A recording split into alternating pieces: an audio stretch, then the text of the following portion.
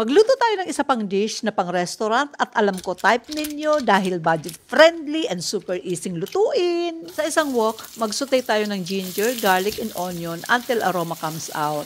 Then, i-add na natin yung dried chili. Pwede na namang chili flakes. Season natin ng salt and ground black pepper. Mix. Tapos, i-add na natin yung carrot and cook few seconds. Tapos, meanwhile, let's make the sauce. In a bowl, add kalahating cup na tubig, 2 tablespoon soy sauce, 1 teaspoon dark soy sauce, 2 tablespoon cornstarch, then mix very well. Set aside natin.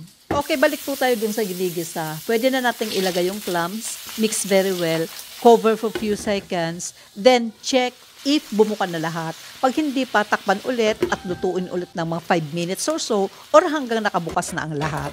Pag naka-open na po lahat ang clams, pwede na nating ilagay ang leeks na green part only and yung sauce na ginawa kanina. Mix lang natin and wait until the sauce thickens and luto na yan.